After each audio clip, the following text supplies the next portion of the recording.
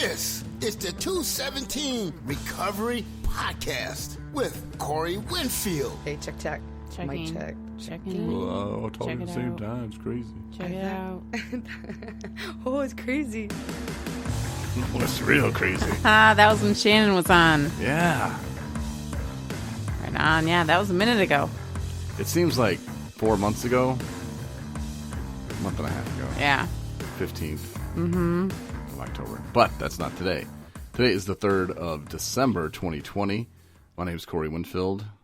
Marnie Liston. And this is the 217 Recovery Podcast. If this is your first time listening, welcome. We don't have a disclaimer and tell you that we're not doctors. Every once in a while we'll kind of mention it. Yeah, we're not doctors or anything. We're just a couple people in recovery, living the life. Yep. If you really want the backstory, we have 300 and some episodes you can go ahead and listen to. Start all the way back. It's like a soap opera. It's like The Walking Dead. Kind of. Some people get eaten by addiction and Yeah. they turn. Absolutely. Theoretically. Yeah. But it would be kind of interesting. But, man, that would take a commitment to go back to the very start. April of 2019. That's a super marathon. Sober Living House. Me and I think we had a microphone. Maybe one microphone. Might have had two by then. Three dudes, one microphone. And look at us now. One dude, one chick. Doesn't mind if you call her dude. Or man. It was man is what Ricky called you. But yeah, so we still talk about our recovery, and I have 2 years coming up in 12 days, so it'll be pretty cool. I have a wedding coming up in 9. So Days. you, Marnie, that's crazy. Yeah. Sure do. Coincidence. It's funny when we got reviewed by that one podcast that just reviews other podcasts, Yeah. and they're like, "Yeah, I think that they were like, it's a great podcast, but I think there might be some kind of relationship going on with the host and the co-host," and that's not how it really started, though. And I was thinking about that, and I was driving the other day, and I was like, because some people were like, oh, and well, one guy even actually said this, "Oh, Corey, you do a podcast to get to women," which makes absolutely no sense to me. Yeah, I'm going to do a podcast about how my life was ruined by alcohol. That's Sexy. Yeah, I'm going to get some women with that. but no, that's not what I do. I do it obviously for way different reasons. But I started thinking, and I was like, man, like how did Marnie? Because I remember when I moved to Traverse City, and it kind of took me away from the old crew, and I still, was like, hey, wanting the old crew on, but they just kind of like, well, I don't want to do it on the phone. And then they kind of had their own paths that they wanted to go. So if the podcast wasn't right in front of them, they weren't willing to go do it, and that's fine. And then I think I just started saying, hey, will you do the podcast with me? Hey, Marty, will you do it with me? Will you do the podcast with me? And you're just like, yeah. Obviously, we were already dating at that time, but like, I don't know. It wasn't like, and then I think it just became a, hey, podcast in 10 minutes. You're going to be in the studio to do it now? I mean, No, I enjoy it. I enjoy doing it. And it did kind of just like fall into my lap. I mean, life happened in a way that, yeah, there were other guys that participated, great guys, but were elsewhere or, like you said, didn't want to do the phone podcast. And I was available. So, and it's, it's something that helps me stay sober, for sure. It's accountability and it's a commitment. And, yeah, it's nice every once in a while when you have a guest on that, I can dip out or listen to it later and get a different perspective, I enjoyed listening to it. It was a big part of, kind of keeping me sober when I wasn't actually, a co-host. So now I'm, behind the scenes. you went from dedicated P1 to being on the show. Which somebody will have a chance to do that. Yeah. But they'll have their own show. Oh, details in 2021 is going to be exciting. I hope 2021 is better than this last year. It can't be worse. Yeah. I had a pretty good year. I mean, I guess maybe I'm just kind of, maybe that's just like the outside world. That's the message that I've been getting. And that's why I say that. But yeah, personally, it's been good. But I hope 2021 is better. Yeah, just for everybody in general. That's what I meant. Yeah. But if it sucks for us, it's going to suck. No, and I want to say thanks to everybody who helped us on Giving Tuesday. Yes. Thank you so much for your generosity. It's very much appreciated. It's going towards good stuff. Towards the website, keeping up. People to treatment. And when we get these calls, and like the other day, I kind of touched on it in a minute, but I had to take the guy from Petoskey to Ann Arbor, and if I didn't have some rides in there, if people didn't donate money, I would have to call them and be like, well, I mean, if I had money in my account, which I do have a couple dollars, but I mean, I would be like, all right, well, let me take them. But to just know that all I have to do is donate my time, and the gas money is there already. Mm-hmm. There's no excuse for me to say no. Right. And I don't mind donating my time, but when you're just like, whoa, I'm donating my time and I have to pay for gas, and oil changes aren't free, and mm-hmm. which they should be. Mm-hmm. At least for But yeah, so thanks to people who did donate, and yeah, to the podcast. It does cost money to do the podcast and to do the website. So it feels nice to not have to use my personal card anymore, and it's like, hey, look, we're providing information that's very helpful to people. We got blogs, and the podcast, people tell me it helps them. So mm-hmm. Cool. So Jason Vaughter, your sister, mm-hmm. She shared it. Our man Justin, since it's Shout Out Thursday, might as well get it off. Yeah. Daniel. Get it off with a start, or get it off. I just want to keep saying get it off, but it's not. Hold on. Whoa. Back up. I don't even know if I want to back up and redo that whole sentence, because the whole thing was not how it was intended. Okay. Might as well start it off with Shout Out Thursday. All right. So, yeah. So those guys, Justin was getting a little upset because he's like, man, Marnie did a fundraiser, then I had to donate, and then something else. And he's like, I donate. And he's like, and then you did a fundraiser, and then I had to donate. He's like, I can't see 217 Recovery, asking for, some support and not give it.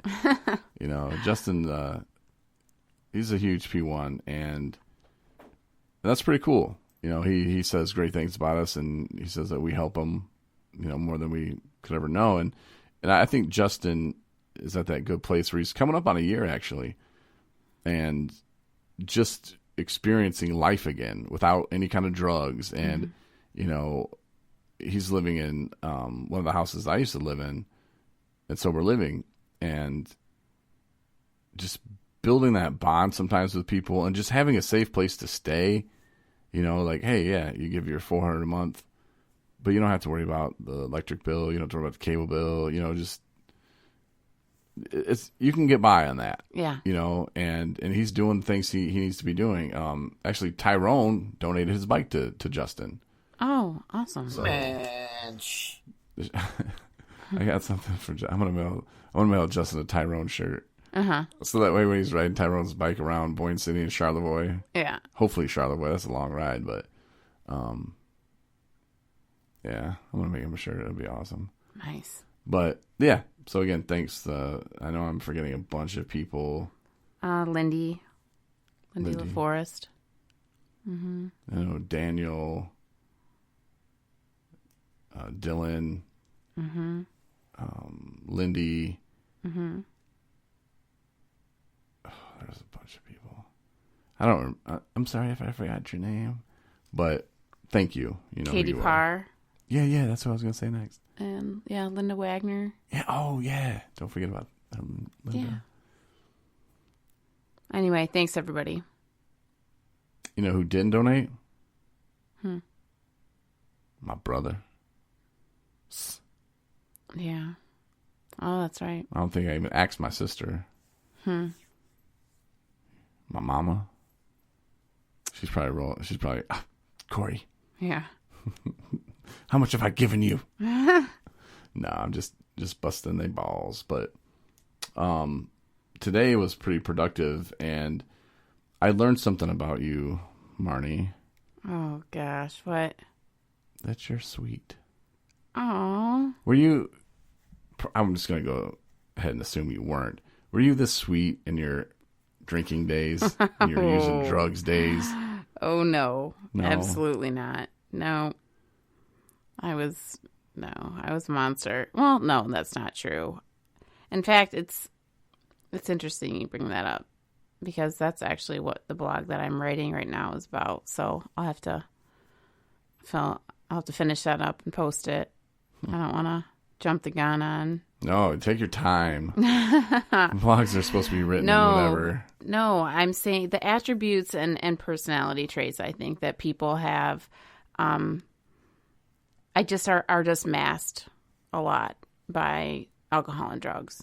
That's kind of what I wrote about, and it's sad because we're viewed by the world as those people when we're using, because it's not the real us.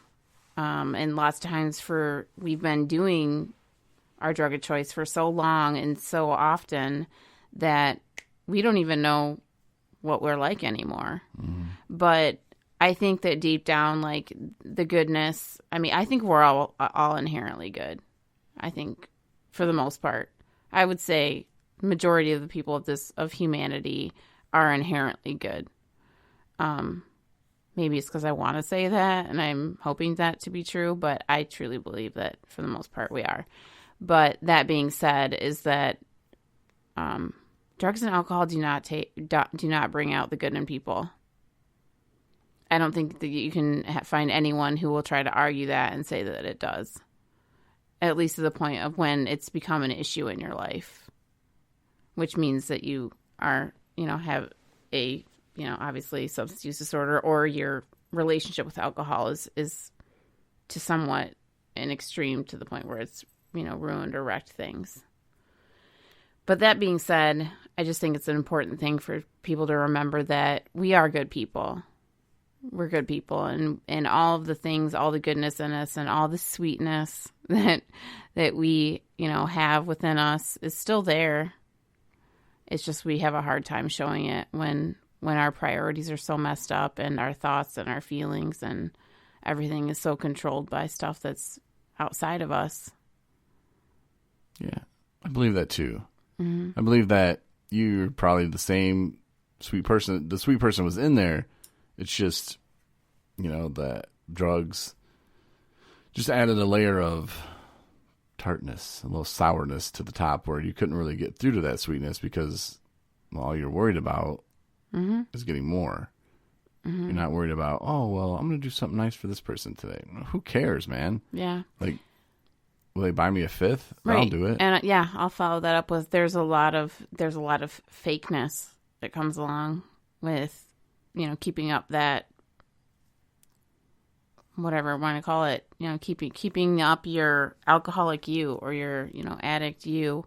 Mm-hmm. And you develop this tough skin that, deflects any sort of realness or, it's like you're living in a nightmare and, you're just kind of going with the flow. And so things don't, you don't feel like there's going to be consequences. You don't feel like, you are already, what hurt is and what pain is and, what mistakes are so often and apparent in every way of your life that you don't remember what it's like to be you anymore.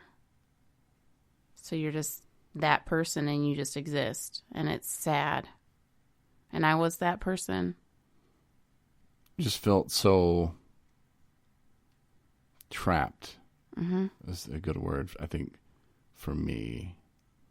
Back in the day, I felt trapped. Like, I didn't see any hope. I didn't see any way out except, I'll just drink myself to death. Mm-hmm. Maybe then I just won't wake up next time I drink. That's not how I live life today. That's not how I even think today. Bad things still happen. I just roll with it a little bit different, and instead of freaking out, like if somebody's calling you, and you're like, oh, why are they calling me? Oh, they want to talk to me.